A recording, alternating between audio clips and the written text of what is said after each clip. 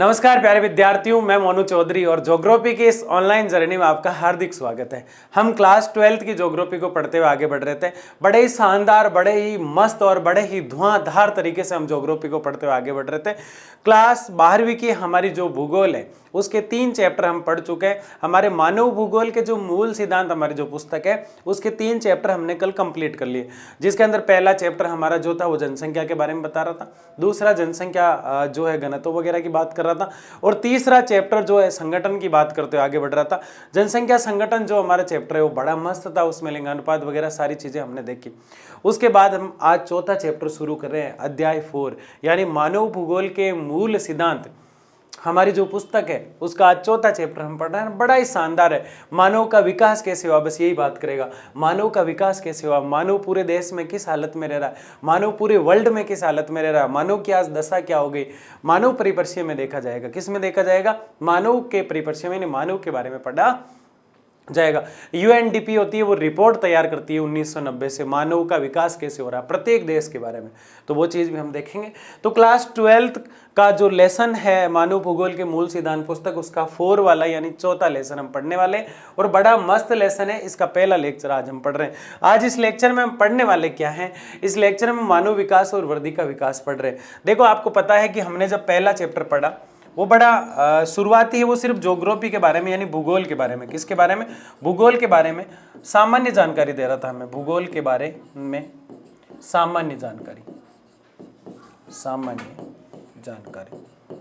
सिर्फ बेसिक परिचय करा रहा था कि भूगोल क्या है। लेकिन बड़ी इंपॉर्टेंट चीजें जो हमने देखी, इसमें एक थी जनसंख्या घनत्व। जनसंख्या घनत्व, ये सबसे ज्यादा सवाल पूछा जाता है। जनसंख्या घनत्व क्या है? प्रति वर्ग किलोमीटर में। किसमें? प्रति वर्ग किलोमीटर में। प्रति वर्ग 1 किलोमीटर मान लेते हैं। यहाँ पे जितने लोग रहते हैं उसको क्या कहते हैं? जनसंख्या घनत्व। यानी 1 वर्ग किलोमीटर में कितने लोग रह रहे हैं उसको कहते हैं जनसंख्या घनत्व। किसी जगह ये ज़्यादा होता है, किसी जगह ये कम होता है। जैसे जैसलमेर वगैरह की हम बात करें तो वहाँ मात्र 17 लोग ही 1 किलोमीटर चलते हैं जब देखने को मिलते हैं। जयपुर जैसी सिटी की हम बात करें तो वहाँ लगभग 1 किलोमीटर चलते हैं तो 585 यानी कि 585 लोग देखने को मिल जाते हैं। जैसे बॉम्बे जैसों की बात करें तो 8-9 हज़ार। तो कई जगह ज़्यादा लोग रहते हैं, कई जगह कम रहते हैं। तो हम बेसिक जनसंख्या घनत्व की बात कर रहे थे। उसके बाद महत्वपूर्ण मुद्दा हमारा जो था वो था लिंगानुपात। यही बड़ा इंपॉर्टेंट है, हर बार ये क्वेश्चन पूछा जाता है। लिंगानुपात क्या है? लिंगानुपात, लिंगानुपात को लिंग संगठन भी बोलते हैं। लिंगानुपात को क्या बोलते हैं? लिंग संगठन। लिंग संगठन का मतलब है इसमें स्त्रियों से आंकलन किया जाता है। प्रति 1000 स्त्रियों पर पुरुषों की संख्या। लिंगानुपात कैसे देख रहे हैं हम? प्रति 1000 पुरुषों पर स्त्रियों की संख्या। तो ये हमने देखा तीसरे चैप्टर में, ठीक है, क्योंकि इन सब से ही निकल के क्या आएगा? मानव विकास।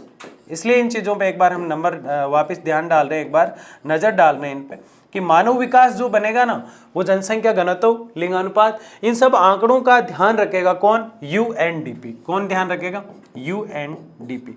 यूएनडीपी एक संघ है और यूनाइटेड नेशन ऑर्गेनाइजेशन, जिसे हम यूएनओ कहते हैं, यूनाइटेड नेशन ऑर्गेनाइजेशन। ये 1945 में बना, लेकिन इसकी एक संस्था जो है ये 1990 में बनी, और ये पूरे वर्ल्ड का यानी पूरे विश्व का जो है मानव विकास निकालती है। क्या निकालती है? मानव विकास। अब ये कैसे मानव विकास निकालती है? ये इन चीजों का ध्यान रखती है। जनसंख्या घनत्व क्या है, लिंगानुपात क्या है, उसके अलावा हमने साक्षरता पढ़ी। साक्षरता इसमें क्या है? 7 वर्ष से ऊपर के जितने भी बच्चे हैं, जितने भी बूढ़े हैं, जितने भी युवा है, जितने भी प्रौढ़ है, सबका आंकलन किया जाता है कि उस देश के अंदर पढ़े लिखे लोग किस प्रकार से हैं, कितने पढ़े लिखे हैं। सारे आंकड़े कलेक्ट करके साक्षरता का भी आंकलन कौन करता है? एक देश, सिर्फ भारत का ही नहीं, यूएनडीपी जो है पूरे वर्ल्ड का, पूरे विश्व का, पूरे संसार का, पूरे जगत का जो है मानव विकास देखता है। वो कैसे देखता है? वो आंकड़े कलेक्ट करता है यहाँ से। और ऐसे ही दूसरी कंट्री से, जैसे भारत है, भारत से वो साक्षरता के आंकड़े ले लेगा, भारत से वो लिंगानुपात के आंकड़े ले लेगा, भारत से वो जनसंख्या घनत्व के आंकड़े ले लेगा, भारत से वो महामारी बीमारियां जो आती है उनके आंकड़े ले लेगा, भारत से वो गरीबी के आंकड़े ले लेगा, भारत से वो आयु संरचना के आंकड़े ले लेगा, भारत से वो व्यावसायिक संरचना के आंकड़े ले लेगा, भारत से जो यहाँ गरीबी और बेरोजगारी जो बढ़ रही है उसके आंकड़े ले लेगा, भारत में या मानव में किस ग्रुप के लोग ज्यादा पढ़ रहे हैं, किस ग्रुप के नहीं पढ़ रहे हैं, इसका आंकड़ा ले लेगा, भारत में व्यवसायिक जनसंख्या जो है, कार्य में कितनी संलग्न है वो ले लेगा। तो ये सारे आंकड़े कलेक्ट कौन करता है? मानव विकास जो रिपोर्ट तैयार कर रहा है यूएनडीपी। ये 1990 से काम कर रहा है और ये पूरे विश्व के ही लेता है। जैसे भारत के सारे आंकड़े लिए वैसे ही गरीबी, बेरोजगारी, भूखमरी, व्यवसाय, लिंगानुपात, जनसंख्या घनत्व ऐसे ही पाकिस्तान के लिए लेगा, ऐसे ही अमेरिका के लिए लेगा। अमेरिका में तो खुद में ही यही है, लेकिन इसका मतलब ये नहीं कि अमेरिका का है, ये पूरे विश्व का है। यूनाइटेड नेशन ऑर्गेनाइजेशन का मतलब होता है संयुक्त राष्ट्र संघ। जब हमारा पहला विश्व युद्ध हुआ 1914 से 1919 तक, यानी 18 तक चला, 19 में खत्म हो गया लास्ट में, शुरुआत में। तो 1914 से लेकर 1918 माना जाता है फर्स्ट वर्ल्ड वॉर यानी प्रथम विश्व युद्ध। उस समय ऐसा कोई संकट दोबारा ना आए और पूरे देश आपस में ना लड़े, इसलिए हमने एक संघ बनाया और उसका निर्माण किया हमने। वो संघ बनाया 1918 में, जैसे ही युद्ध खत्म हुआ उसके बाद हमने संज्ञान लेके उस संघ का निर्माण कर दिया। लेकिन वो संघ कारगर साबित नहीं हुआ, राष्ट्र संघ के नाम से जाना गया, लेकिन वो संघ क्या नहीं हुआ, कारगर साबित नहीं हुआ। फिर विश्व युद्ध हो गया 1939 से लेकर 1945 तक, सेकेंड वर्ल्ड वॉर जिसे हम कहते हैं, द्वितीय विश्व युद्ध। द्वितीय विश्व युद्ध जब हो गया तो सारे देशों में त्राहिमाम मच गया, सारे देश गरीबी की चपेट में आ गए, महामारी जैसी समस्याएं, बम ब्लास्ट होने के कारण, आपको पता है हिरोशिमा और नागासाकी पर बम ब्लास्ट हुए 1945 में, तो वहाँ आज भी बच्चे लूले लंगड़े ऐसे पैदा होते हैं। तो काफ़ी नुकसान हुआ पूरी सारी कंट्री को, पूरे वर्ल्ड को ही, पूरे जगत को ही काफ़ी नुकसान हुआ। इसलिए फिर हमने उसी संघ को थोड़ा डेवलप किया और उसका नाम रखा संयुक्त राष्ट्र संघ। संयुक्त राष्ट्र संघ हमने 1945 में बनाया। संयुक्त राष्ट्र संघ पूरे देशों का मैत्री संबंध बनाता है। कोई भी देश आपस में लड़ता है तो उनमें कोऑर्डिनेट करता है, उनमें प्रेम बनाने की और सौहार्द बनाने की बात करता है कि आपस में लड़ो मत। ये गुटबाजी को खत्म करना चाहता है कि गुट नहीं बने। जैसे कि दो महाशक्तियां हैं ना, जैसे सोवियत संघ जो अब टूट गया, हालांकि रूस बन गया सबसे बड़ा उसका भाग, और एक तरफ था अमेरिका, संयुक्त राज्य अमेरिका। तो ये दो संघ बन गए, दो गुट बन गए। तो ऐसे गुटों को रोकने का प्रयास करता है और आपस में कोई भी कंट्री ना लड़े, इसका प्रयास कौन करता है? संयुक्त राष्ट्र संघ। तो संयुक्त राष्ट्र संघ का एक जो शाखा होगी वो तो अंतर्राष्ट्रीय न्यायालय होगा, जो पूरे विश्व के ऐसे इंटरनेशनल मामले जो होंगे, दो देश आपस में लड़ रहे हैं, उनका निपटारा करता है, उनका खात्मा करता है और उस मामलों को न्यायालय में जो है शरण देता है। अंतर्राष्ट्रीय न्यायालय वो हेग में है। कहाँ है? हेग में। लेकिन शाखा किसकी है? यूनाइटेड नेशन की। मैं आपको ये क्यों समझा रहा हूं? क्योंकि मानव विकास समझने से पहले ये चीजें समझना जरूरी है। मैंने कहा आपको यूएनओ ये अमेरिका के न्यूयॉर्क शहर में है। कहाँ है? अमेरिका के न्यूयॉर्क शहर में 17 एकड़ जमीन पर फैला हुआ है। 39 मंजिल ऊंची बिल्डिंग है, इसकी 39 मंजिलें बनी हुई है बिल्डिंग में। डी राफलर जो थे ब्रिटेन के, उन्होंने ये जमीन दान दी, लेकिन है अमेरिका में, ठीक है ना। यूएनओ क्या करता है? 1945 में बनाई है। इससे पहले ये संघ कहलाता था। पहला वर्ल्ड वॉर जब हुआ, प्रथम विश्व युद्ध, और उसके बाद दूसरा विश्व युद्ध हुआ, दोनों विश्व युद्ध के बाद ये पूरे संसार में ऐसा हो गया कि ऐसा विश्व युद्ध दोबारा नहीं होना चाहिए। तो सब देशों में शांति बनाने की जो बात करता है वो करता है यूएनओ। तो इस शांति और परस्पर सौहार्द और मित्रता बनाने के लिए काम कौन करता है? यूएनओ। तो इस यूएनओ की ढेर सारी ब्रांचेज काम करती है, ढेर सारी ब्रांचेज काम करती है। जैसे एक हमने अभी पढ़ रहे हैं हम, यूएनडीपी, जो पूरे विश्व का मानव विकास निकालती है। क्या निकालती है? मानव विकास, ठीक है।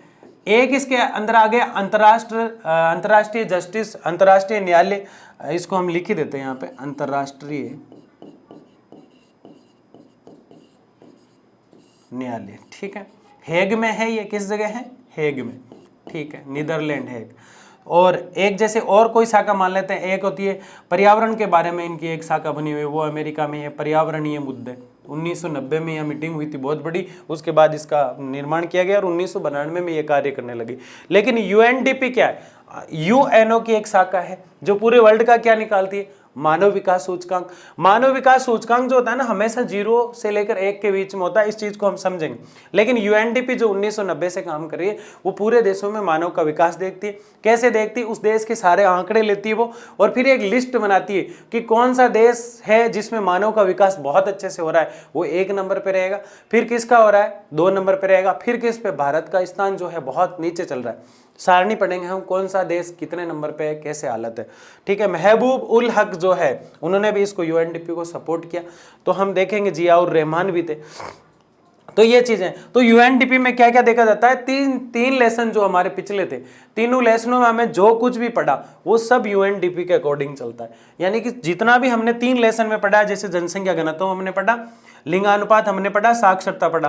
प्रति वर्ग किलोमीटर में रहने वाले लोगों की संख्या जो होती है उसका आंकड़ा यूएनडीपी हमसे ले लेता है, हमसे नहीं पूरे देशों से ले लेता है। लिंगानुपात प्रति स्त्रियों पर पुरुषों की संख्या कितनी है, भारत में ऐसे देखा जाता है, बाकी जगह स्त्रियों पर, यहाँ तो स्त्रियों पर पुरुषों की संख्या, बाकी जगह पुरुषों पर स्त्रियों की संख्या, तो वो मामला एक ही होता है लेकिन सूत्र अलग अलग होता है। मैंने आपको बताया किसी भी देश का आपको जो है लिंगानुपात निकालना है तो वहां क्या निकाला जाएगा, पुरुष बटे में स्त्री मल्टीप्लाई 1000। लेकिन भारत में जब भी निकाला जाता है स्त्री बटे में पुरुष मल्टीप्लाई 1000।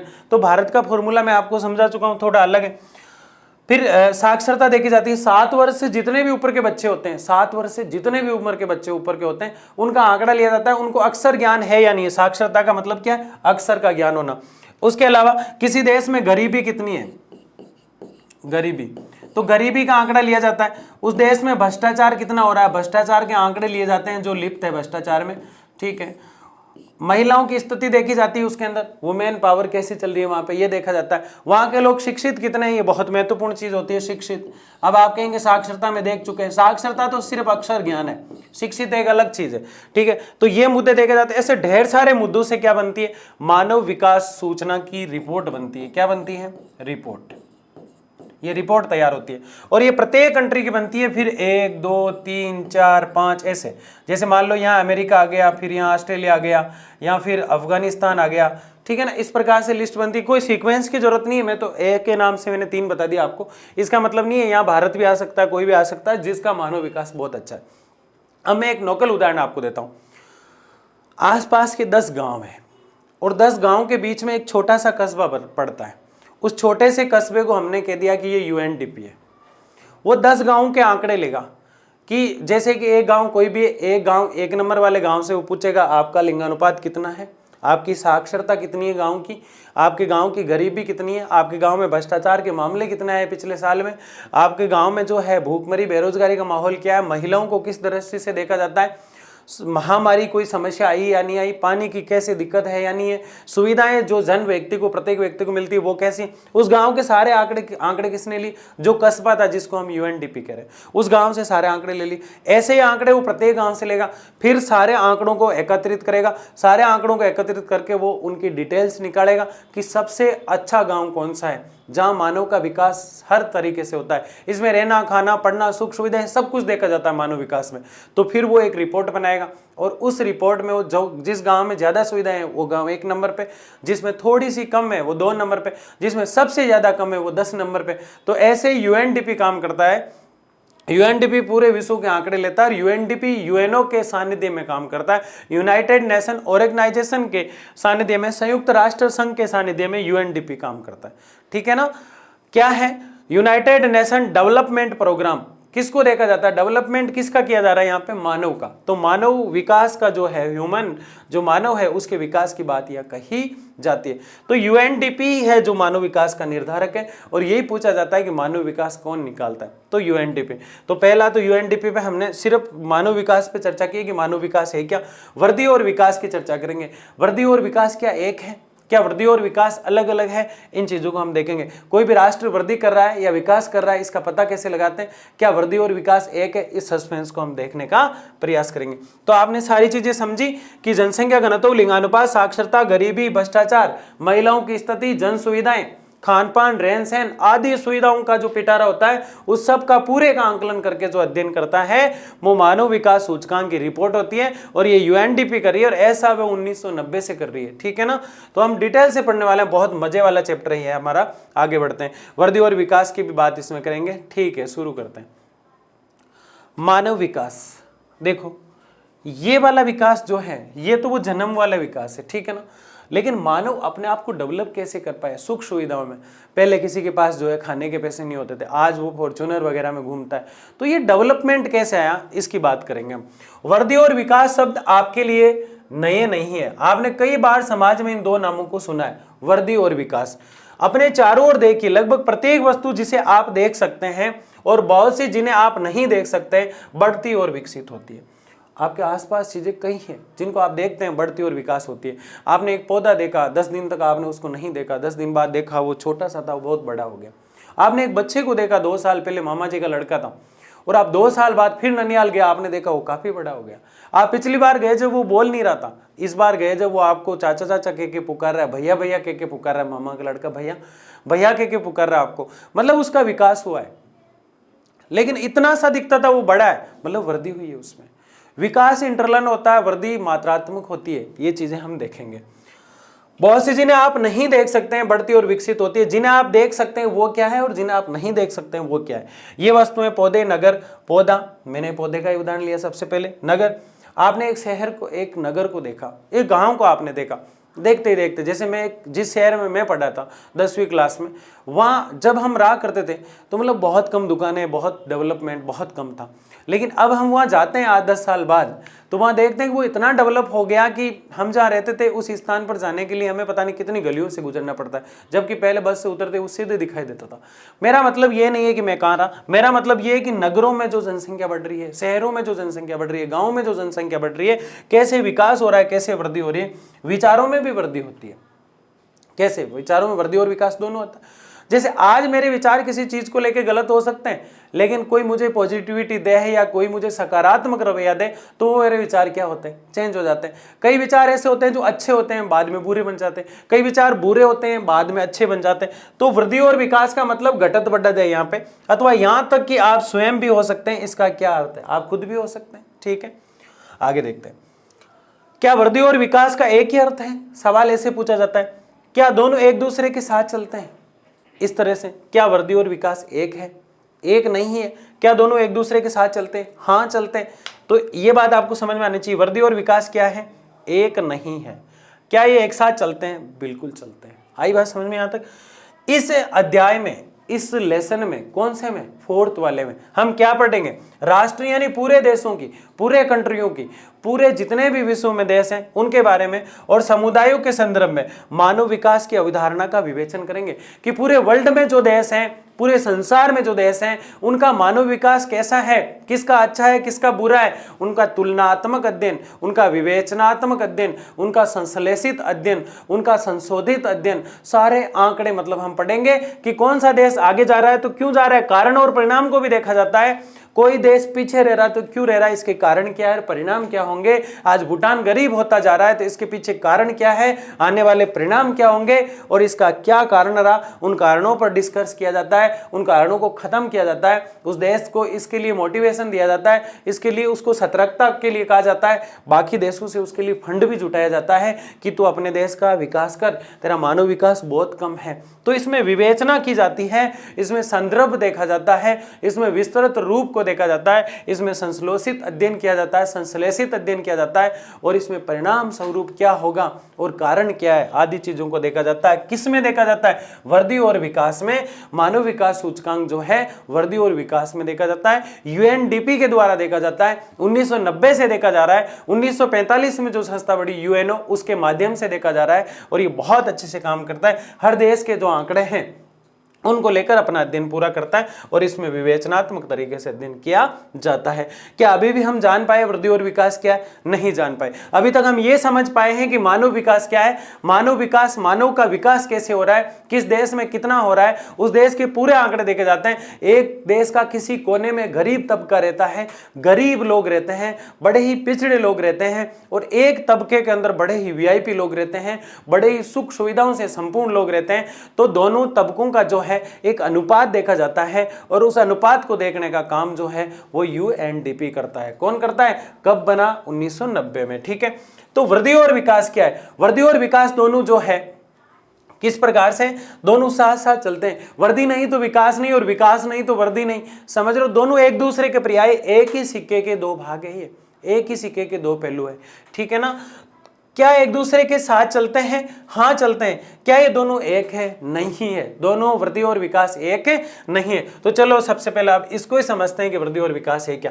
वृद्धि और विकास, वृद्धि और विकास दोनों समय के संदर्भ में परिवर्तन को इंगित करते हैं। अंतर यह है कि वृद्धि मात्रात्मक होती है, वृद्धि बढ़ती हुई दिखती है। जैसे मैं छोटा सा था, फिर बड़ा हुआ, फिर बड़ा हुआ, फिर बड़ा हुआ। जैसे आपके घर में कोई छोटा सा बच्चा, आप उसको आज देख रहे हैं, 1 साल बाद देख रहे हैं, 2 साल बाद देखेंगे, वो बड़ा होता जाता है। मात्रात्मक यानी काउंटिंग में उसकी वृद्धि बढ़ रही है। 5 centimetre, 2 centimetre, 20 centimetre, 40 centimetre, 50 feet, 1 feet, 2 feet और देखते ही देखते 5 फीट, 5.5 फीट, 6 फीट, ये मात्रात्मक वृद्धि होती है। एक छोटा सा पौधा है, धीरे धीरे बढ़ रहा है, धीरे धीरे बढ़ रहा है। 1 फीट का था, फिर 2 फीट का हुआ, फिर 5 फीट का हुआ, देखते ही देखते 15-20 फीट का हो गया। मात्रात्मक वृद्धि है। वृद्धि हमेशा मात्रात्मक होती है, तोली जा सकती है, नापी जा सकती है, ठीक है ना। जबकि विकास देखा नहीं जाता। मेरे अंदर कितने विचार बढ़े हैं, कितने विचार घटे हैं, ये विकास है, इसको नापा नहीं जा सकता। ये सिर्फ गुणात्मक है। ये क्या है? ये गुणों में दिखाई देता है, इसको नापने का कोई भी साधन नहीं आता। एक सबसे बड़ा एग्जाम्पल देता हूं आपको। एक व्यक्ति है और एक बच्चा है छोटा सा, वही एग्जाम्पल जो हम बार बार ले रहे हैं, लेकिन इससे समझ में आ जाता है। एक छोटा सा बच्चा है, लगातार बोलने सीखने का प्रयास कर रहा है। जैसे जैसे वो बोल रहा है, धीरे धीरे पापा कहना सीखता है, फिर मम्मा कहना सीखता है। फिर एक दिन कोई घर पे आता है, बोले दादा है, ठीक है। फिर वो एक दिन दादा जब आते हैं, दादा को दादा बोलता है। थोड़े दिन बाद नाना आ जाते हैं, नाना बिल्कुल उसको दादा की तरह ही दिखते हैं, वो उनको दादा बोल देते हैं। फिर उसको कहा जाता है नहीं ये दादा नहीं है, ये नाना है। फिर वो समझ आता है कि ये नाना है। ये क्या है? ये उसका विकास है। जो इंटरनल चीजें होती हैं, गुणात्मक परिवर्तन जो आ रहे हैं, गुणों में जो चेंज आ रहा है, विचारों में जो संवेग आ रहे हैं, ये सब उसका क्या है? गुणात्मक, ये विकास है। लेकिन वृद्धि क्या है? वृद्धि है कि वो बच्चा 1 साल में कितना बड़ा, 2 साल में कितना बड़ा, 3 साल में कितना बड़ा, 4 साल में कितना बड़ा, वृद्धि है। पौधा 1 फीट बड़ा, 2 फीट बड़ा, 3 फीट बड़ा, 4 फीट बड़ा, 5 फीट बड़ा, ये क्या है? ये वृद्धि है। पौधे के फल लगने शुरू हो गए, ये गुणात्मक परिवर्तन है।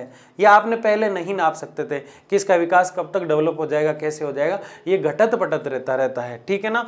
तो ये आप समझ गए। तो वृद्धि मात्रात्मक और मूल्य निरपेक्ष है। इसका चिन्ह धनात्मक अथवा ऋणात्मक दोनों हो सकता है। वृद्धि हमेशा प्लस भी नहीं होती है, कभी कभी घट भी जाती है। फिर भी उसको वृद्धि क्यों कहते हैं? क्योंकि उसका नाम ही वृद्धि है। एक बोतल में जो पानी है पहले कितना था? 10 सेंटीमीटर तक भरी हुई थी, फिर 5 सेंटीमीटर खाली हो गया, फिर हमने वापस भर दिया। ये घटत बटत धनात्मक प्लस, पानी पहले प्लस हो गया, फिर पानी माइनस हो गया, फिर वापस प्लस कर दिया, फिर वापस माइनस हो गया। वृद्धि मात्रात्मक होती है, देखी जा सकती है। समझ रहे हो मेरी बात को? ग्लूकोज की बोतल जब हॉस्पिटल में चढ़ाई जाती है तो हम देखते हैं कि वहाँ से जो वो धीरे धीरे घटता जाता है स्तर, तो वृद्धि वहाँ क्या हो रही है? ऋणात्मक हो रही है। किसकी? उस ग्लूकोज की बोतल की। लेकिन हमारे शरीर की क्या हो रही है?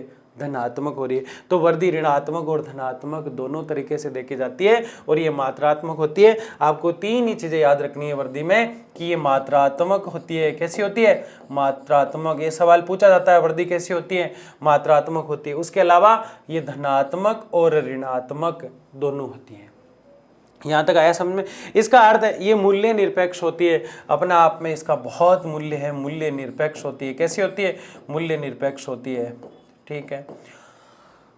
इसका अर्थ है कि परिवर्तन धनात्मक वृद्धि दर्शाता है अथवा ऋणात्मक ह्रास। हाँ, वही बात है। वृद्धि धनात्मक वृद्धि दर्शाता है, ऋणात्मक ह्रास मतलब कमी को दर्शाता है। ये तो प्लस को दर्शाएगा और ये माइनस को दर्शाएगा। बताओ ये किसके समझ में नहीं आया?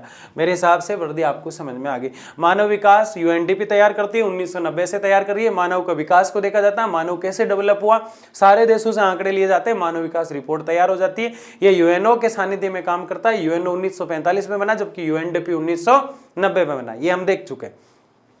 फिर हम बात करने लगे मानव विकास की बात की।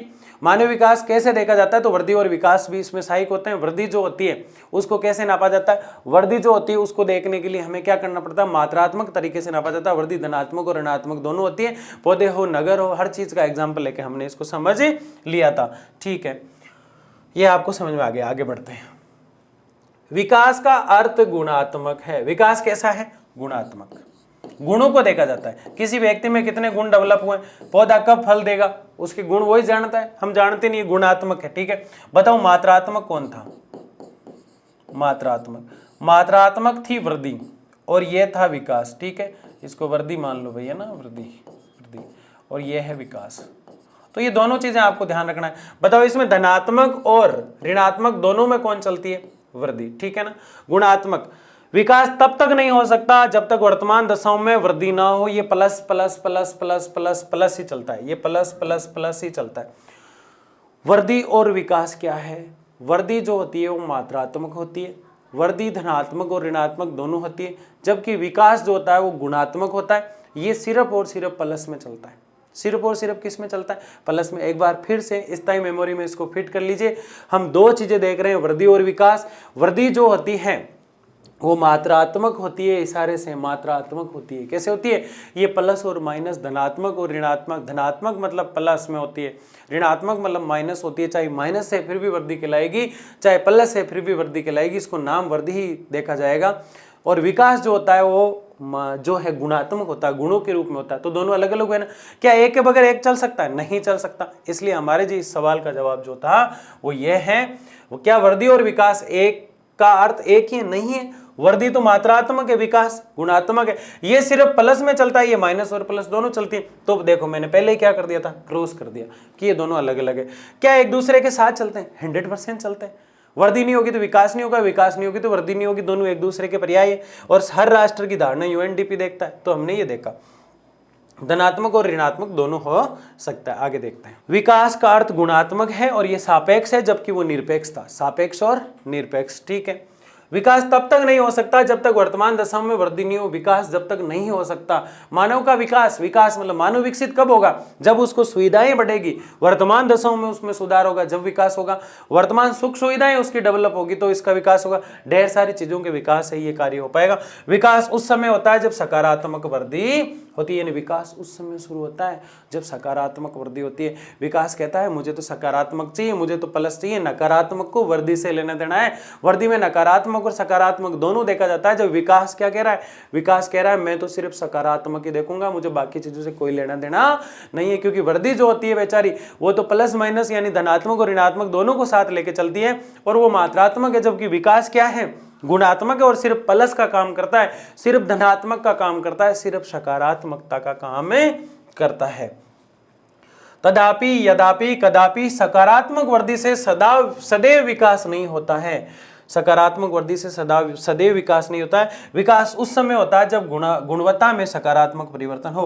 गुणात्मक है, विकास क्या है, गुणात्मक है। तो सकारात्मक रवैये से नहीं, गुणों में जब वृद्धि होगी, गुणों में जब विकास होगा तो विकास अपने आप ही डेवलप हो जाएगा। ये प्लस में ही चलेगा, सकारात्मक बात आएगी तभी ये क्या कहलाएगा, विकास। नहीं तो इसका नाम क्या रह जाएगा, वृद्धि रह जाएगा। लेकिन गुण नहीं होने चाहिए, सिर्फ मात्रा होनी चाहिए। आगे बढ़ते हैं। उदाहरण से एग्जाम्पल ले रहे हैं हम। किसी निश्चित समयावधि में यदि किसी नगर की जनसंख्या 1 लाख से 2 लाख, 2 लाख से 3 लाख, 3 लाख से 4 लाख हो जाती है तो हम कहते हैं कि नगर की वृद्धि हुई है। नगर की क्या हुई है, अब जनसंख्या घट गई तो भी क्या है, वृद्धि घटी है, वृद्धि बढ़ी है, नाम आ रहा है ना वृद्धि। एक नगर में 2 लाख लोग हो गए, 3 लाख हो गए, 4 लाख हो गए, 5 लाख हो गए, 6 लाख हो गए, तो मतलब वृद्धि हुई है। नगर में क्या हुई है, वृद्धि हुई है, कोई दिक्कत नहीं। जनसंख्या घटी तो वृद्धि घटी है, नाम वृद्धि आ रहा है। विकास कब होगा, फिर भी यदि आवास जैसी सुविधाएं, मूलभूत सुविधाओं, सेवाओं की व्यवस्था तथा अन्य विशेषताएं पहले जैसी रहती है तब वृद्धि के साथ विकास नहीं जुड़ा हुआ रहता है। इस बात का ध्यान रखना। मैं दोनों चीजें फिर क्लियर कर दूं।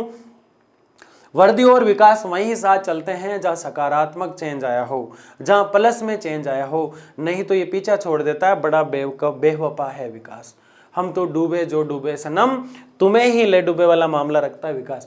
विकास कहता है वृद्धि में तेरे साथ जब तक ही हूं, जब तक विकास जो है, जब तक वृद्धि जो है प्लस में होती है। वृद्धि जैसे ही माइनस में विकास हट गया।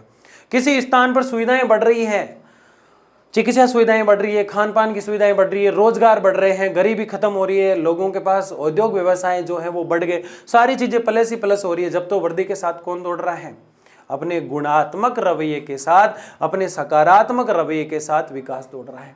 जैसे ही वृद्धि में कमी आई, जैसे ही वृद्धि में कमी आई, विकास साइड में हट गया। क्योंकि विकास कहता है मैं तो प्लस के साथ हूं और मैं तो गुणों के साथ हूं।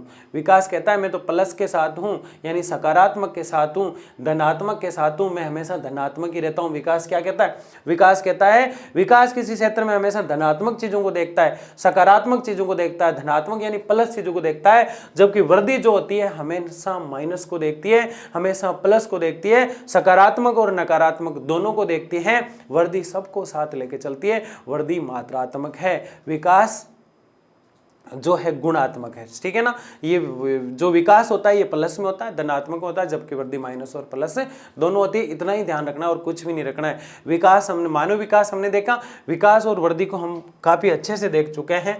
एक बार मैं और रिवाइज करा दूंगा लास्ट में जब खत्म होगा, तब इस वृद्धि के विकास नहीं जुड़ा होता है। आगे देखते हैं। ठीक है, इतना ही था। आगे मैं समझा देता हूँ एक बार आपको।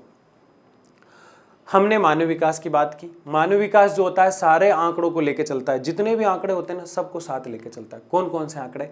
जैसे भ्रष्टाचार कैसा है किसी देश में, गरीबी कैसी है किसी देश में, वहाँ का व्यवसाय कैसा है, वहाँ की साक्षरता कैसी है, वहाँ का लिंगानुपात कैसा है, वहाँ का रहन सहन कैसा है, वहाँ का खान पान कैसा है, सारे चीज़ों का आंकड़े को कलेक्ट करता है, सारी कंट्रीज से कनेक्ट होता है और सबकी एक रिपोर्ट तैयार कर देता है। वो मानव विकास सूचकांक रिपोर्ट कहलाती है। ये हमेशा 0 से 1 के बीच में देखी जाती है। अगले लेक्चर के अंदर हम इसको देखेंगे। मानव विकास क्या आपने समझा। वृद्धि और विकास क्या? वृद्धि हमेशा सकारात्मक और नकारात्मक दोनों तरह से चलती है। वृद्धि जो होती है वो कैसी होती है? मात्रात्मक होती है। विकास कैसा होता है? लास्ट में इसलिए बता रहा हूँ ताकि आपको याद हो जाए और अगले चैप्टर में, अगले लेक्चर में समझने में बहुत आसानी रहे। विकास क्या होता है? सिर्फ और सिर्फ गुणात्मक होता है। ये हमेशा सकारात्मक तरीके से बात करता है, धनात्मक तरीके से बात करता है, हमेशा प्लस में चलता है। तो बहुत बहुत धन्यवाद। आज के इस लेक्चर में इतना ही। अगला लेक्चर हमारा इससे भी शानदार होने वाला है। बहुत बहुत धन्यवाद आप सबका।